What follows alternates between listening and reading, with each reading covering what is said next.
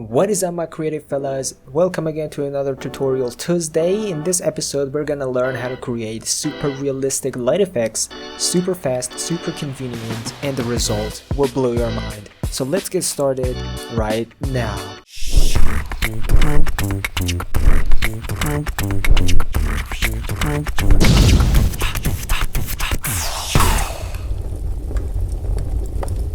Hey, real quick, before we get started, did you know that I could make tutorials based on what you ask? You can just simply drop a comment and ask me for a tutorial on a topic you are struggling with. For example, you can ask for perspective tutorials, and I'll make sure to have that in mind. And if I make a tutorial on it, I'll make sure to mention you in the video and give you a shout out for giving me the idea. So please, I'm open to suggestions. Ask for anything. I'll be happy to hear your suggestions. Okay, here we are inside of Photoshop. And the way this technique works is that you're gonna create a layer, you're gonna get your brush, and you're gonna use a pretty high flow, somewhere about 40 to 50%, and a hard brush. I'm gonna set my hardness to about 70, 80. You can change this later on, just paint, and then you gotta hold Alt and sample a color from the ground. Yes, you're gonna sample a color from the ground. As you can see, it's a pretty dark brown color. And I sampled from the ground, and I make my brush larger and I just paint. Simple as that. And you can see I just made a dirt on the ground, but this is not it. And watch what happens as I change the blend mode to divide. And there you have it, my friend. Look at that amazing result. You didn't expect it, did you? So you can see how realistic it looks. It looks exactly like the light effect that would be on the floor. I'm gonna make my brush even harder. I'll go about 85%, and then I hold shift and click to create a very straight edge for this light. Look at that. I'm gonna click, hold shift and click again, and this creates kind of like the edge for my lighting. And after I've done that, you can refine this if you want to, but this is just a tutorial. I'm not gonna spend much time on this. But just know that after you do that, you're gonna get your eraser. It is gonna be a soft eraser with a low flow, about 80 to 20%, and just erase the edges of this light, because as you know, light gets more faded and softer as it goes out. So the end must be pretty much softer and more faded than the beginning of the light source. So just erase off the end of the light source, the edges, to make it a little softer and to make your result more realistic. You can go as far as you want to. You can make the whole light soft by erasing off the edges using the eraser tool. If you want to have just a soft spot on the ground, but this works pretty fine if you want to have hard edges, and it's gonna look hell of a realistic one. And I've tried it, but just to show you that you can do this even with a soft brush. After I'm done with this, I'm gonna get my soft brush and start painting with that. And you can also adjust the opacity. I'll bring the opacity to about 60%, like that, and I'll keep on refining the edges until it looks the way I want it. Now I'm going to get a soft brush. It's 0% hardness, and I'm going to do the same with a soft brush. So just you know that it can be done with any type of brush. That all depends on you. If you want to have a hard light shining on the floor, if you want to have a soft spot, it is all okay. You can do anything, and I'm just creating this with a soft brush just like that. And mind the flow. I am using a pretty high flow. It's about 40%. For this technique, it is necessary to have a approximately high amount of flow, because it'll be easier to paint and the result will be realistic. But you can use a low flow as well. I haven't tried it, to be honest. And there you have it, my friend. Look at this amazing lighting that you got on the floor. I think it looks decent. What do you think? Now let's move on to our second example. Here I'm going to create a layer again and send the blend mode to divide. And I'm going to sample a color. Actually, I'm going to get a blue color, and you might be asking why I am choosing blue, and you're going to find out in a minute. Then I'm going to adjust the flow, and gradually and slowly I'm going to start painting just like that. and as I paint you're gonna see a very bright yellow, kind of magenta-ish type of highlights being painted on this tree. And each time I do a brush stroke, I get my eraser, I get my eraser and erase off the extras. If I just exceed the lines, I just erase it off. And then I'm gonna do this again. I'm painting the highlights.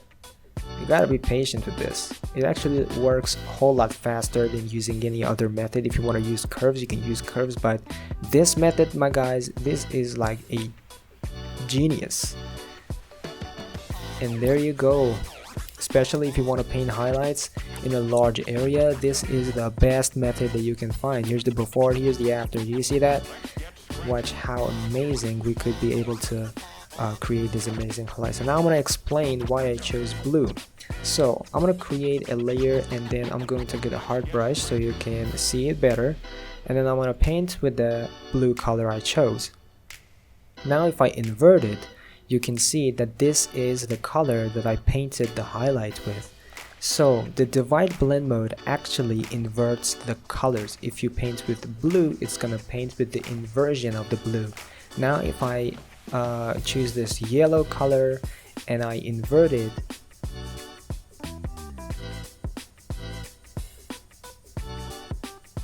it'll become blue. You see that? And if I choose that blue and start painting on the tree and set the blend mode to divide, it will paint with the yellow I chose. So that's the whole math behind this blend mode. The divide blend mode inverts the color. So if you want your highlight to look yellow, you gotta choose a blue color. Actually, it is obvious that you can change the color after you have painted it. It's pretty easy. You just have to use a hue saturation, curve, color balance, or anything you want. I'm using a color balance right here to change the color of the highlights, and you can use any method. Let me delete this, and I'm gonna get hue saturation. So I'm going to change the color using hue saturation. I can make it green, make it neutral, make it any color, even blue. It's quite easy, so just don't worry about the color.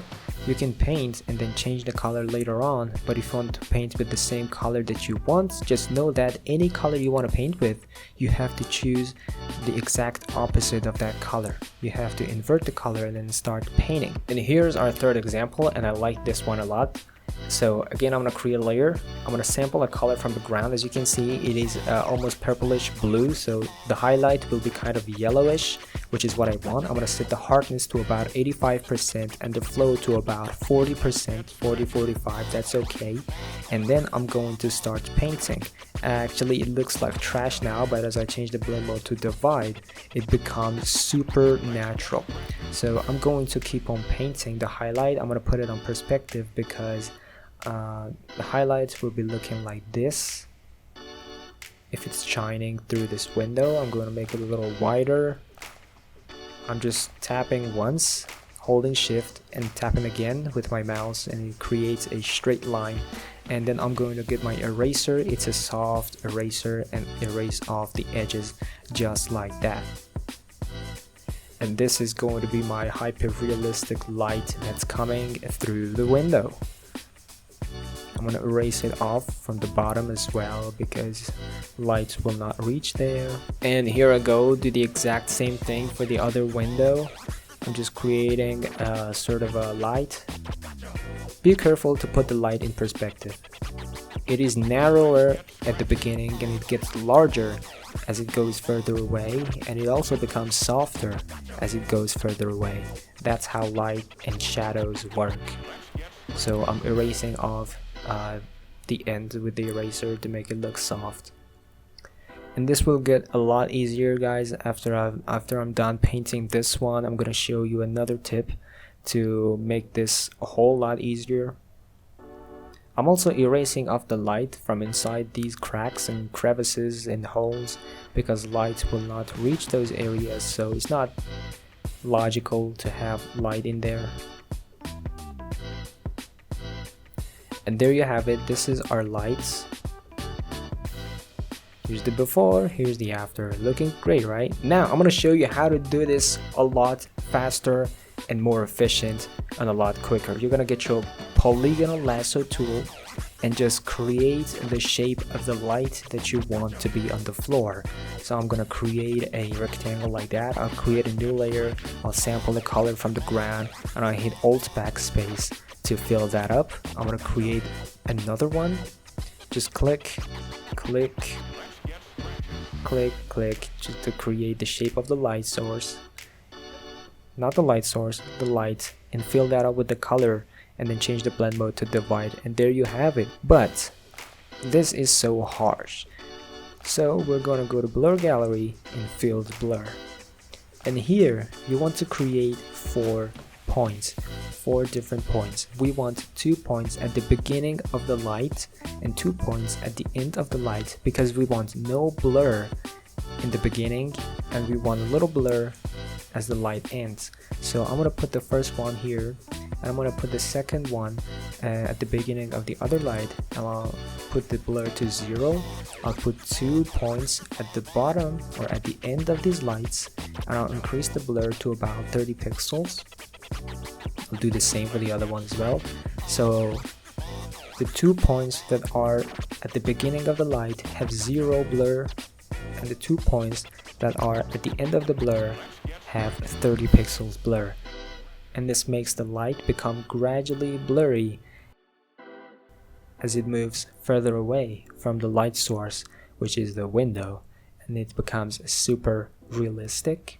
I'm gonna hit OK and get out of blur gallery, and there you have it, everyone. It's done. That's all you needed to do. Of course, you gotta get the eraser and erase off this part because it's too harsh, so simply just erase it off. And you can also erase the areas. If you have a situation like this, you can erase the light that's been shining into the holes and crevices, because those areas need to be dark, so there should be no light in there.